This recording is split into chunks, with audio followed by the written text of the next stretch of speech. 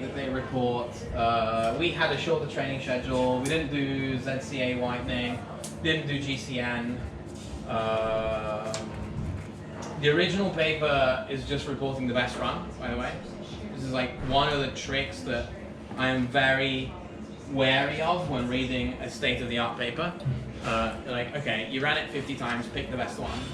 And at that point, your weight your weights at initialization become a hyperparameter.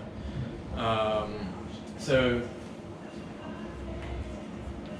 I don't think it's bad. I still think that that network at that time was a very good result. Like that was definitely miles and bounds beyond everything else.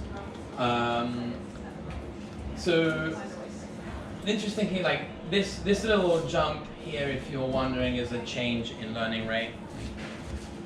This is the single network. Training error goes almost to 0, so we know that we're kind of overfitting because there's nothing left to learn. And like you can see, it's like very stable after a while, right? So the single network.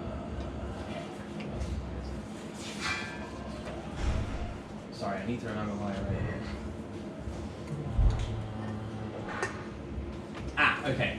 So then we did it again, and here we used. I'm going to try and remember, but it's exactly what was mentioned in the other paper, which is ZCA whitening and horizontal flipping of the images during training. So that brought it down to 10.07. Keep in mind that, so for context as well, to get to this result, so I asked the authors, like, how long did you take? What did you use? So they trained for 4 or 5 days continuously to get there. I definitely didn't because I had a lot of them to train.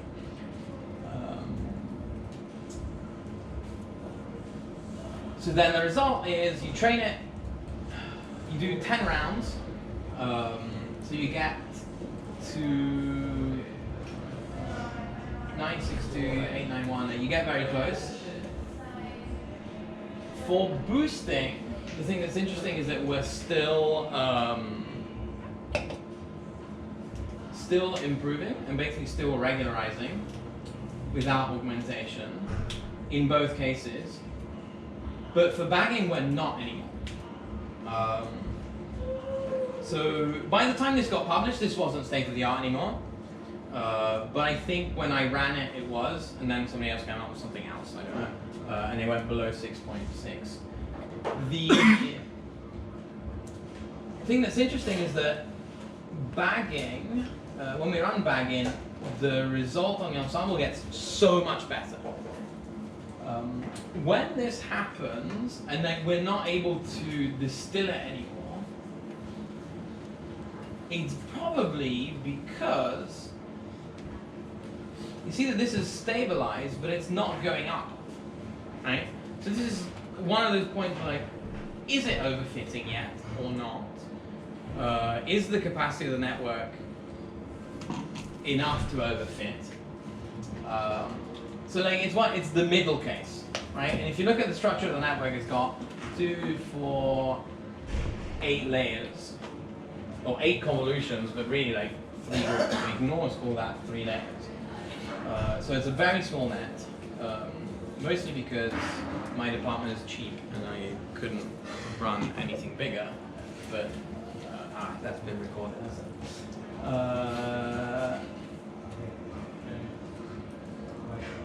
But we can see that boosting is overfitting. So this is the argument, right?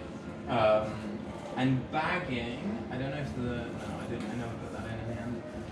Bagging doesn't. The argument is that boosting is overfitting towards the end, and we can distill it, and we can regularize it, and bagging is not. And then we go to something that is definitely not overfit. And the reason is,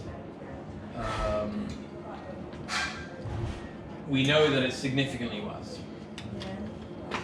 So this is Sci-Fi 100, it has 100 classes, basically the same data set almost. And we can see that boosting is underfitting. So So here, if we're under 50, the distilled networks don't do better than the ensemble. They still do significantly better than the single model. Where's it gone? Which was this one, with no data set augmentation. So we're still improving on the single model. And we're getting very close to what the ensemble's doing, but we're not improving the ensemble anymore. So this is the argument that, and you can see this here as well on the augmented one,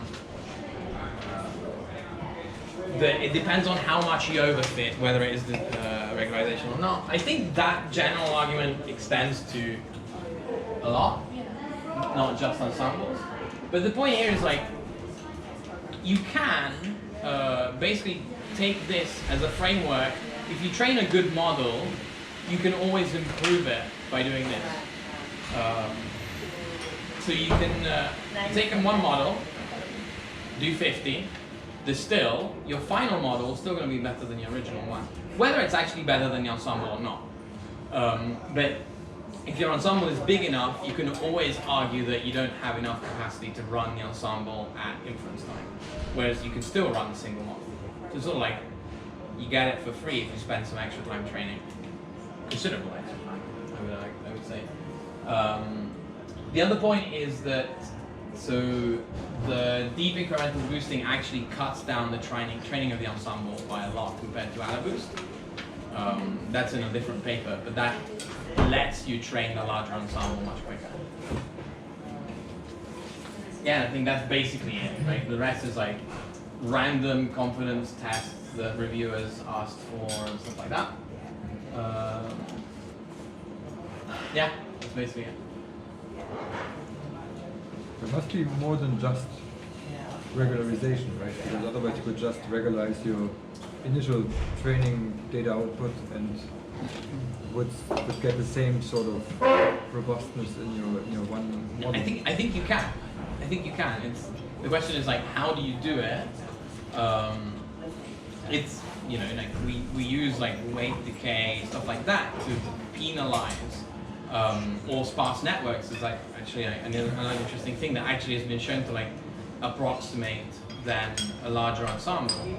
And so I think like all these methods are actually similar if you approach them from a mathematical point of view. From a engineering point of view, or like so from a computer science point of view, this is probably easier to digest, just because it's a little bit more intuitive. Like you build a tunnel and you restrict. But this is a regularization of the loss essentially, whereas the others are regularization on the rates, which might actually be much closer aligned to your set example, that when you regularize the loss, you actually change the set into which you can effectively... Yeah, that's true. That's true. I'm also not for a single minute saying that this is the only thing that you should do for regularization. Like everything else also applies. Right? So you can do all the other things. In fact, like the models use dropout, which I view as also a regularizer.